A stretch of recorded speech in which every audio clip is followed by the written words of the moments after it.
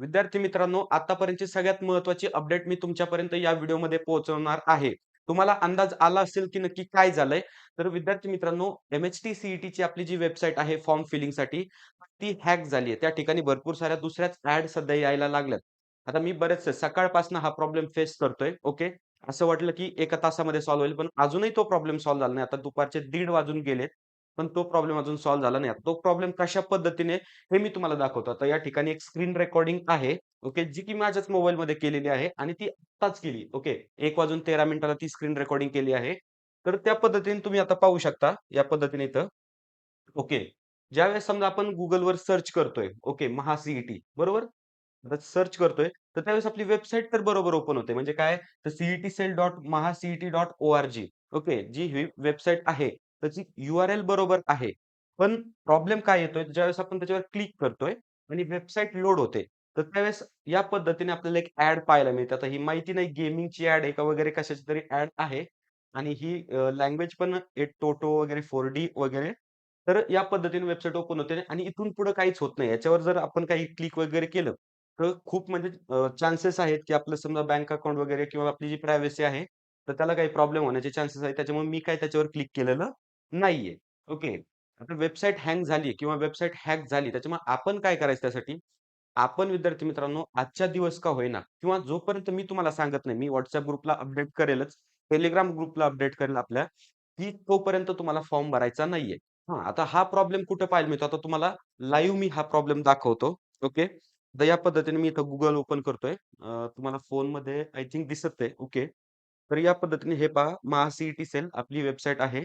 तर या पद्धतीने वेब पेजचं नाव पण चेंज केलंय त्यांनी.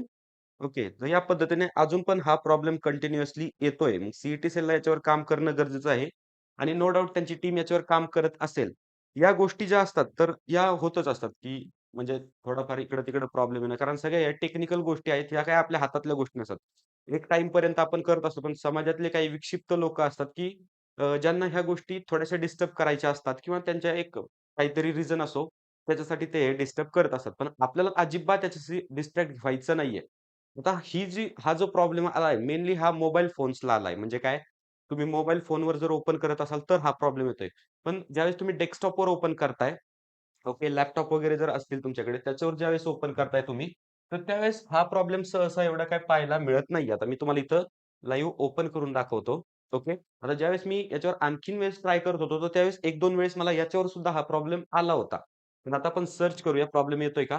किंवा असाही प्रॉब्लेम येतोय, की डायरेक्ट फक्त वेबसाईट ओपन होते सी पण त्याच्यावर काही क्लिक होत नाही. आता आपण चेक करून पाहूया, कारण हा प्रॉब्लेम सकाळपासून येतोय. म्हणजे थोडीफार इम्प्रूव्हमेंट तरी सी सेलने केलीच असेल. बरोबर. आता या ठिकाणी आपल्याला नाव वगैरे तर ते सेम दाखवतंय. या वेबसाईटचं नाव पहा.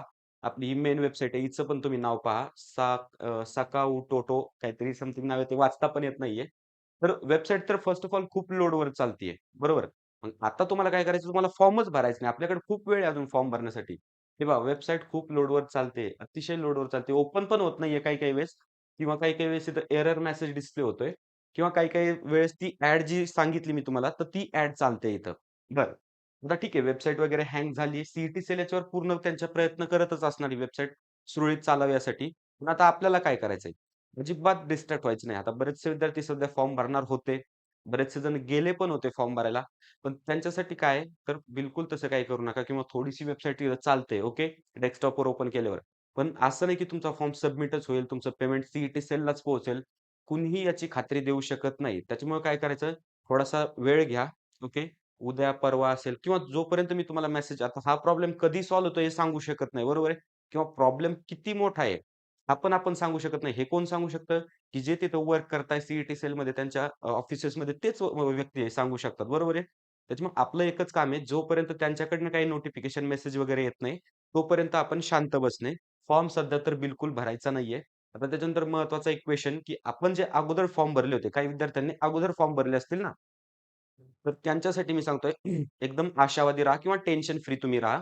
तुमच्या फॉर्मला काही एक प्रॉब्लेम येणार नाही. फक्त सध्या फॉर्म भरू नका किंवा कोणतीही इन्फॉर्मेशन असेल रजिस्ट्रेशन वगैरे तुम्ही करू नका. मी आपल्या WhatsApp ग्रुपवर त्याच्यानंतरनं Telegram ग्रुपवर तुम्हाला सांगेल, एक मेसेज पाठवेल, की सध्या तुम्ही फॉर्म भरू शकता. ओके. पण आताच्या कंडिशनला आता मला काय करावं लागेल, की प्रत्येक वेबसाईटचं प्रत्येक जे वेब पेज आहे किंवा प्रत्येक फंक्शनॅलिटी आहे, ती व्यवस्थित प्रॉपर वर्क करते की नाही हे चेक करावं लागेल. त्यासाठी टाईम पण लागू शकतो. त्याच्यामुळे तुम्ही निश्चिंत राहा. तुम्ही फक्त आपल्या WhatsApp ग्रुप, Telegram ग्रुपला जॉइन व्हा. त्या ठिकाणी मी तुम्हाला अपडेट करेन. WhatsApp ग्रुपची लिंक डिस्क्रिप्शनमध्ये प्रोव्हाईड करतोय. तिथं जॉइन होऊन जा आणि माझा जोपर्यंत मेसेज येत नाही किंवा कोणत्याही समजा कुणी तुम्हाला सांगत नाही, की फॉर्म भरा.